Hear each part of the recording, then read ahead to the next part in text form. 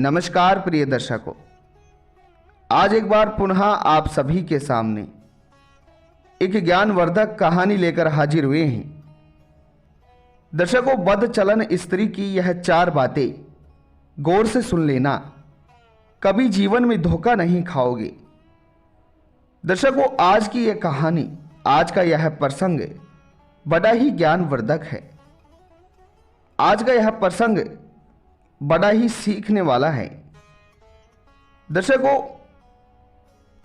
यह कहानी एक त्रिया चरित्र की सच्ची कहानी है और इस अनुभवी कहानी से आप लोगों को बहुत बड़ी सीख मिलने वाली है। तो दर्शकों, ऐसे में अगर आप इस चैनल पर पहली बार आए हैं तो चैनल को सब्सक्राइब जरूर कर दीजिएगा, साथ ही बेल आइकन को प्रेस जरूर कर दीजिएगा ताकि हमारी आने वाली हर नई वीडियो का नोटिफिकेशन आप सभी को समय समय पर प्राप्त हो सके और सबसे पहले प्राप्त हो सके। दर्शकों, अगर हो सके तो आज के इस प्रसंग को अपने मित्र बंधुओं तक अवश्य शेयर कर दीजिएगा ताकि उन्हें भी इस ज्ञानवर्धक प्रसंग का लाभ प्राप्त हो सके। तो दर्शकों, आइए आपका ज़्यादा समय बर्बाद ना करते हुए आज के इस प्रसंग को शुरू करते हैं। प्रिय दर्शकों, यह कहानी 3 मित्रों की कहानी है। एक बार की बात है, एक नगर में एक साहूकार का बेटा, एक राजा का बेटा और एक मंत्री का बेटा, ये तीनों रहा करते थे। ये तीनों आपस में बहुत गहरे मित्र थे। इनकी मित्रता बहुत मजबूत थी।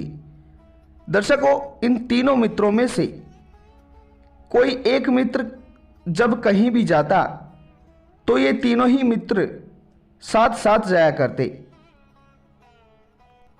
और दर्शकों, किसी ने सच ही कहा है कि मित्रता हो तो ऐसी हो जो एक मित्र के संकट के समय दूसरा मित्र उसका साथ दे और उसे ही सच्ची मित्रता कहा जाता है। तो दर्शकों, एक दिन की बात है जब साहूकार का बेटा अपनी पत्नी को लेने के लिए अपने ससुराल जाने लगता है और उसी ही समय जब उसके मित्र राजा का बेटा और मंत्री के बेटे को इस बात का पता चलता है तो वे दोनों भी अपने साहूकार के बेटे मित्र से कहते हैं कि हे मित्र, हम भी आपके साथ चलेंगे। दर्शकों, फिर वे तीनों मित्र मिलकर साहूकार के बेटे के ससुराल जाने लगते हैं। जब साहूकार के बेटे के ससुराल वो तीनों पहुंच जाते हैं तो वहां पर साहूकार के बेटे के ससुराल में उनकी खूब खातिरदारी होती है, उनका खूब भव्य स्वागत होता है।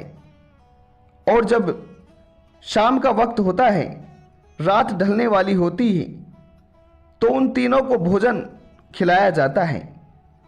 और भोजन करने के बाद में साहूकार का बेटा अपने ससुराल में विश्राम करने लगता है और जो राजा का बेटा और मंत्री का बेटा था, वे दोनों थोड़ा टहलने के लिए उस नगर की ओर जाने लगते हैं।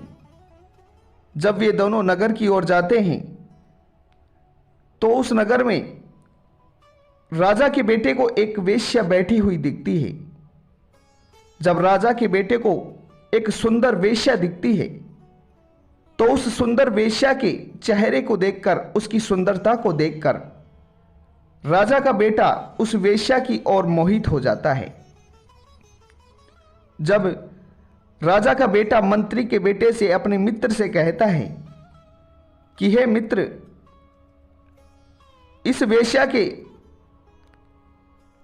इस आकर्षक चेहरे को देखकर मैं इस पर मोहित हो चुका हूं और आज रात्रि का विश्राम मैं इस वेश्या की यहीं ही करूंगा। तो तुम एक काम करो, तुम कहीं जाकर आज रात टहलने का अपना स्थान ढूंढ लो, क्योंकि मैं तो आज इस वेश्या के ही यहां ठहरूंगा। दर्शकों, फिर वह राजा का पुत्र उस वेश्या के पास चले जाता है और मंत्री का पुत्र आगे बढ़ने लगता है। जब 10 कदम आगे मंत्री का पुत्र बढ़ता है तो उस वेश्या के घर के बगल वाले घर में ही दरवाजे के पास बैठकर एक बुढ़िया रो रही होती है। दर्शकों, जब वह बूढ़ी औरत जोर जोर से रो रही होती है तो मंत्री का पुत्र उस बुढ़िया के पास जाता है और बुढ़िया के पास जाकर बुढ़िया से कहता है कि हे मां, आप क्यों रो रही हो? क्या आपका किसी ने धन चुराया है या फिर आप किसी कारणवश दुखी हो? तो दर्शकों, वह बूढ़ी औरत उस मंत्री के पुत्र से कहती है कि हे पुत्र, ना तो किसी ने मेरा धन चुराया है और ना ही मैं किसी कारण को लेकर दुखी हूं, परंतु मैं तुम्हारे इस मित्र की दुर्दशा को देखकर, होने वाली दुर्दशा को देखकर दुखी हूं, क्योंकि तुम्हारा जो मित्र इस वेश्या के पास गया है, यह वेश्या एक वेश्या नहीं बल्कि एक मौत है, क्योंकि इस वेश्या के पास जो भी जाता है वह फिर से लौट कर नहीं आता है। दर्शकों, फिर मंत्री का बेटा पुत्र इस बात को सुनकर उस बूढ़ी औरत से पूरी बात पूछने लगता है और कहता है कि हे मां, आप मुझे भला पूरी बात विस्तार से बताइए। तो दर्शकों, फिर वह बूढ़ी औरत मंत्री के पुत्र से कहती है कि हे पुत्र, तुम्हारा मित्र जिस वेश्या के यहां गया है, इस वेश्या के पेट में एक बहुत बड़ा विशाल काला सर्प रहता है और वह सर्प रात्रि के आधी रात्रि को निकलता है और जो भी इस वेश्या से मिलने के लिए जाता है वह सर्प उसे डस लेता है और उसी के उपरांत उस पुरुष की मृत्यु हो जाती है। दर्शकों, उसके बाद में जैसे ही मंत्री का पुत्र इस बात को सुनता है तो मंत्री का पुत्र अपने मित्र राजा के पुत्र की जान बचाने का निर्णय लेता है और फिर वह उस बुढ़िया की बात को सुनकर उस वेश्या के घर में जाकर छिप जाता है। और फिर जैसे ही आधी रात्रि का समय होता है तो वह मंत्री का पुत्र देखता है कि वह वेश्या और उसका मित्र राजा का पुत्र गहरी नींद में सो रहे होते हैं। और जब आधी रात्रि का समय होता है तो दर्शकों, वाकई में उस वेश्या के पेट से एक काला सर्प निकलता है और धीरे धीरे उस राजा के पुत्र की ओर उसे डसने के लिए बढ़ रहा होता है। परंतु उसे ही समय मंत्री का पुत्र अपनी तलवार को निकालता है और झट से उस काले सर्प को काट देता है, उसके टुकड़े टुकड़े कर देता है और फिर उस सर्प के टुकड़े कर कर उस वेश्या के घर में एक चटाई के नीचे छिपा देता है। और फिर वहां से वह मंत्री का पुत्र अपने मित्र राजा के पुत्र को सुरक्षित कर कर कहीं रुकने के लिए, रात को ठहरने के लिए आगे बढ़ने लगता है। जब वह मंत्री का पुत्र आगे बढ़ता है तो वह एक पत्थर पर जाकर बैठ जाता है। जब वह पत्थर पर जाकर बैठता है तो उसी ही समय वह देखता है कि एक सुंदर स्त्री आधी रात को अपने हाथों में एक सुंदर थाल सजाई कहीं जा रही होती है। दर्शकों, उस स्त्री को आधी रात में जाते देख मंत्री के पुत्र के मन में विचित्र से सवाल आने लगते हैं और फिर मंत्री का पुत्र उस सुंदर स्त्री का पीछा करते हुए उसके पीछे पीछे जाने लगता है। दर्शकों, फिर वह सुंदर स्त्री जंगल की ओर जाती है और जंगल में जाकर वह एक फकीर की कुटिया में चली जाती है। जब वह फकीर की कुटिया में जाती है तो वहां पर जाकर मंत्री का पुत्र भी छिप जाता है और उनकी वार्तालाप को सुनने लगता है। तो फकीर उस सुंदर स्त्री से कहता है कि हे दुष्ट स्त्री, तुम इतने दिनों बाद आई हो और तुम मुझसे प्रेम नहीं करती हो। दर्शकों, फिर वह सुंदर स्त्री उस फकीर से कहती है कि नहीं, मैं तुमसे प्रेम करती हूं, परंतु आज मेरा पति मुझे लेने को आया है और उसके साथ उसके 2 मित्र भी आए हैं, और इसी के कारण उनके आने से उनकी देख रेख में काफी समय लग गया, और फिर मैं समय निकालकर तुमसे मिलने के लिए आई हूं और मैं तुम्हारे लिए भोजन भी लाई हूं, तो तुम इस भोजन को खाओ। दर्शकों, फिर मंत्री समझ चुका था, मंत्री का जो पुत्र था वो समझ चुका था कि ये स्त्री और कोई नहीं बल्कि मेरे मित्र की पत्नी है। दर्शकों, मंत्री के पुत्र को इस बात को सुनकर बड़ा शोक लगता है। फिर वह फकीर अपनी प्रेमी का उस स्त्री की इन बातों को सुनकर, इन कुटिल बातों को सुनकर गुस्सा हो जाता है और एक चाकू निकालकर उसकी नाक को काट देता है। दर्शकों, जैसे ही फकीर उसकी नाक को काटता है तो मंत्री का पुत्र इस घटना को देखता है। मंत्री के पुत्र के मन में बहुत गुस्सा पैदा होता है और वो उस फकीर के धड़ को सर से अलग कर देता है, यानी कि सिर को काट देता है। और फिर जो साहूकार की पत्नी थी, साहूकार के पुत्र की पत्नी थी, वह अपनी कटी हुई नाक को पकड़कर रोती रोती और चिल्लाती अपने घर को जाने लगती ही। दर्शकों, फिर वह मंत्री का पुत्र जब आगे बढ़ता है तो वह रात में ठहरने के लिए एक मंदिर में जाकर रुक जाता है। जब वह मंदिर में जाकर रुकता है और वहां पर थोड़ा विश्राम करने लगता है तो दर्शकों, 4 चोर वहां पर आ जाते हैं। जब मंत्री का बेटा उन 4 चोरों को वहां पर देखता है तो वह सोचने लगता है कि आखिर भला इन चोरों का इस पवित्र मंदिर में क्या काम है। तो दर्शकों, वो जो 4 चोर थे, 4 चोर अपने साथ एक राजा की पुत्री को लाए थे और वो 4 चोर उस राजा की पुत्री का उस मंदिर में बलि देने वाले थे, क्योंकि जिस समय वो 4 चोर चोरी करने के लिए गए थे तो वे उस मंदिर में यह प्रण लेकर गए थे कि अगर हमें चोरी के उपरांत, यानी कि चोरी करते समय ज्यादा धन प्राप्त होगा तो हम इसी मंदिर में आकर एक राजा की पुत्री की बलि चढ़ाएंगे। इसलिए वे 4 चोर एक राजा की पुत्री को उसकी बलि चढ़ाने के लिए उस मंदिर में लेकर आए थे।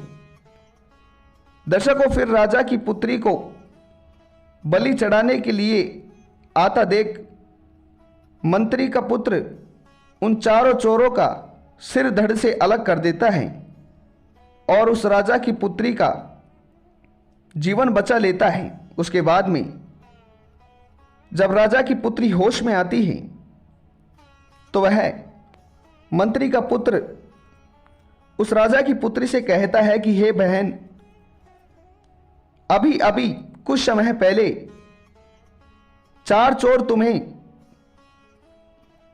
तुम्हारा अपहरण कर कर इस मंदिर में बलि देने के लिए लाए थे, परंतु मैंने तुम्हारी जान बचाई है और अब तुम अपने घर, अपने महल वापस जा सकती हो। दर्शकों, उसके बाद में राजा की पुत्री उस मंत्री के पुत्र से कहती है कि अगर ऐसी बात है तो अब आधी रात्रि का समय हो रहा है, भला मैं अपने घर अकेले कैसे जाऊंगी। तो यहाँ से थोड़ी ही दूर मेरा महल है, तो वहाँ पर तुम मुझे स्वयं ही छोड़कर आओ। दर्शकों, फिर मंत्री का पुत्र इस बात को सोचने लगता है कि बात सही है, आखिर आधी रात्रि का समय है, भला ये अकेली स्त्री यहाँ से कैसे जाएगी। तो इस बात को सोचकर मंत्री का पुत्र उस राजा की पुत्री को छोड़ने के लिए उसके महल में जाता है। महल में जाकर जब मंत्री का पुत्र उस राजा की पुत्री को सुरक्षित उसके कक्ष में छोड़ देता है, तो दर्शकों एकदम से वह राजा की पुत्री उस मंत्री के पुत्र के गले में हाथ डाल देती है और उस पर अपने त्रिया चरित्र का जाल बिछाने लगती है और उसकी तरफ गंदी निगाहों से देखने लगती है। तो दर्शकों, फिर मंत्री का पुत्र उस राजा की पुत्री से कहता है कि री बहन, मैंने तुम्हें बहन माना है और तुम इस तरह के कुटिल कार्य कर कर मुझे और अपने आप को क्यों पाप में डाल रही हो। तो दर्शकों, फिर मंत्री का पुत्र उस राजा की पुत्री के हाथों को अपने कंधों से हटा देता है और उसे साफ साफ मना कर देता है और उस कक्ष से महल से बाहर जाने लगता है। परंतु उसी ही समय राजा की पुत्री त्रिया चरित्र का जाल बिछाकर जोर जोर से हल्ला मारने लगती है, आवाजें मारने लगती है और सिपाहियों को बुलाकर उस मंत्री के पुत्र को पकड़वा देती है और कहती है कि ये चोर है और यहां पर चोरी करने के लिए आया है। तो दर्शकों, फिर वे सिपाही उस मंत्री के पुत्र को कैद कर लेते हैं और सुबह राजा के द्वारा फैसला करने के लिए जेल में डाल देते हैं। उधर दर्शकों, जो साहूकार का पुत्र था, उसकी पत्नी की जब सुबह उठते ही नाक कटी हुई मिली, तो सब लोगों ने जब उसकी पत्नी से पूछा कि आखिर तुम्हारी नाक किसने काटी है, तो उसकी पत्नी ने भी अपने त्रिया चरित्र का जाल बिछाकर झूठ बोलकर अपने ही पति का नाम ले लिया और साहूकार के बेटे के जो ससुराल वाले थे, उन्होंने अपने जमाई को राजा के सिपाहियों को बुलाकर पकड़वा दिया और साहूकार का पुत्र भी उस ही राजा के महल में चला गया, सिपाही पकड़ कर ले गए। दर्शकों, उधर जो राजा का पुत्र वेश्या के यहां ठहरने के लिए गया था, तो वहां वेश्या की मृत्यु हो जाती है, क्योंकि जब मंत्री का पुत्र रात्रि में वेश्या के पेट से सर्प निकलता है और उस सर्प की मृत्यु कर देता है, तो उस सर्प की मृत्यु के साथ साथ ही उस वेश्या की भी मृत्यु हो गई थी। परंतु जब सुबह उठते ही सब लोगों ने देखा, तो वहां पर राजा का पुत्र और उस वेश्या के अलावा कोई नहीं था। तो यह सोचकर सब लोगों ने सोचा कि इस राजा के पुत्र ने ही इस वेश्या को मारा है। तो वहां के लोग राजा के सिपाहियों को बुलाकर उस राजा के पुत्र को भी पकड़वा देते हैं और राजा के महल में भेज देते हैं। दर्शकों, फिर उधर महासंयोग से एक ही दिन और एक ही तारीख और एक ही समय पर मंत्री का पुत्र, साहूकार का पुत्र और राजा का पुत्र, यानी कि वह तीनों घनिष्ठ मित्र एक जगह हो जाते हैं। वे तीनों ही देखकर एक दूसरे को बड़े परेशान थे। दर्शकों, फिर राजा आता है और राजा आकर जब साहूकार के पुत्र से कहता है कि क्यों रे दुष्ट, आखिर तू कैसा पुरुष है, तूने अपने ही पत्नी की नाक क्यों काटी है। तो दर्शकों, जो साहूकार का पुत्र था उसने ऐसा कुछ किया नहीं था, तो वह आखिर इस जुर्म को कबूल क्यों करेगा। तो साहूकार के पुत्र ने अपनी पत्नी की कटी हुई नाक के बारे में कुछ नहीं बोला। उसने कुछ जवाब नहीं दिया। फिर राजा के पुत्र से पूछने लगता है कि क्यों रे दुष्ट, आखिर तूने एक वेश्या की मृत्यु क्यों की है? आखिर इस कार्य से तुम्हें क्या मिला है? तो दर्शकों, राजा का पुत्र भी कुछ जवाब नहीं देता है। और फिर जब वह राजा उस मंत्री के पुत्र से पूछता है कि क्यों रे दुष्ट, आखिर तुम्हें चोरी करने के लिए मेरा ही महल मिला था इतने बड़े नगर में, तो दर्शकों फिर वह मंत्री का पुत्र राजा से कहता है कि महाराज, गुस्ताखी करने के लिए माफ कीजिएगा, परंतु फैसले करते समय बातें दोनों ही पक्षों की सुननी चाहिए। तो मेरी आप इस छोटी सी बात को गौर से सुनिएगा। महाराज, हम तीनों ही बड़े घनिष्ठ मित्र हैं और हम तीनों ही हमारे मित्र साहूकार के पुत्र की पत्नी को लेने के लिए इस नगर में आए थे। जब शाम को हमने भोजन किया तो हमारा मित्र साहूकार का पुत्र इसके ससुराल में ही सो गया, और मैं और मेरा मित्र हम दोनों जब थोड़ा टहलने के लिए नगर की ओर आए तो मेरे मित्र को एक वेश्या दिखी। उस वेश्या की सुंदरता पर मेरा मित्र मोहित हो गया और उस वेश्या के पास चला गया, परंतु उस वेश्या के घर के पास ही एक बूढ़ी औरत जोर जोर से रो रही थी।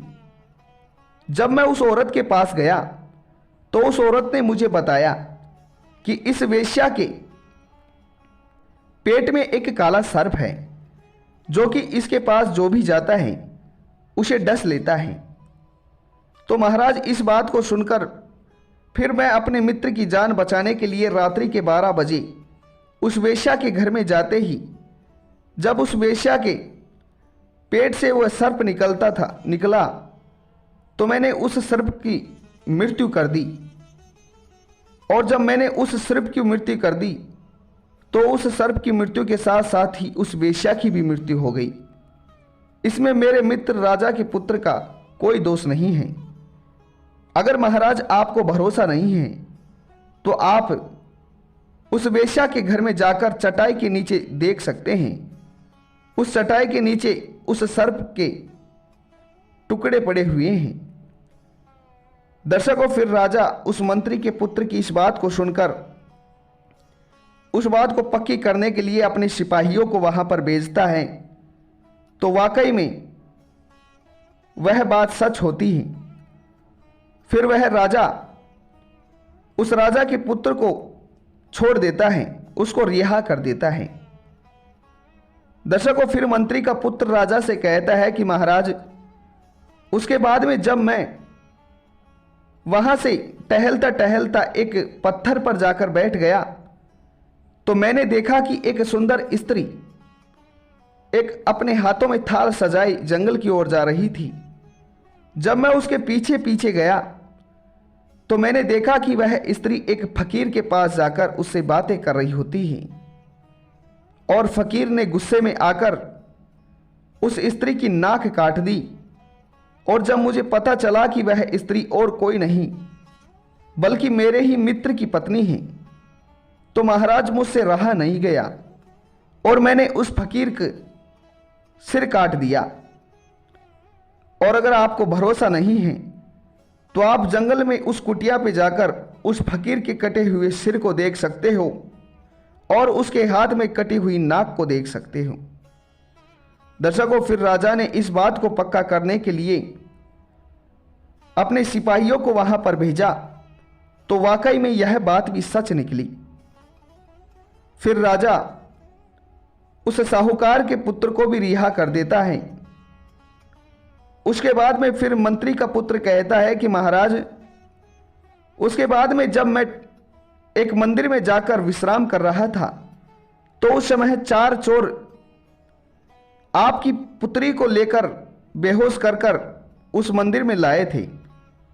जब मैंने आपकी पुत्री को बेहोश अवस्था में देखा और उन 4 चोरों को देखा तो मेरे मन में विचित्र से सवाल आने लगे उसके बाद में मैंने उन चारों चोरों का सिर धड़ से अलग कर दिया और आपकी पुत्री को बचाकर जब मैं आपके महल तक छोड़ने आया, आपके महल में आपकी पुत्री के कक्ष में आपकी पुत्री को छोड़ने आया, तो आपकी पुत्री मुझे गलत निगाहों से देख रही थी।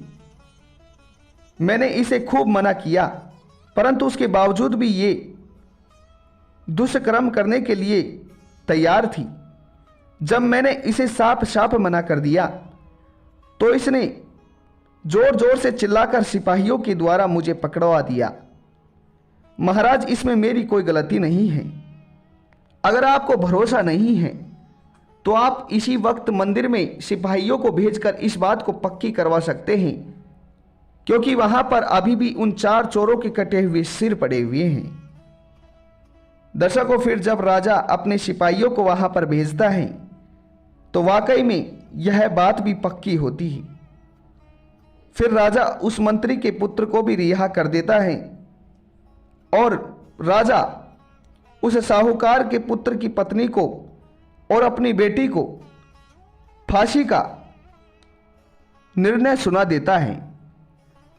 दर्शकों, इस तरह जो कुटिल और चरित्रहीन बदचलन स्त्री होती है, यह स्त्री अपने कुल का, अपने पति का और अपनी संतान का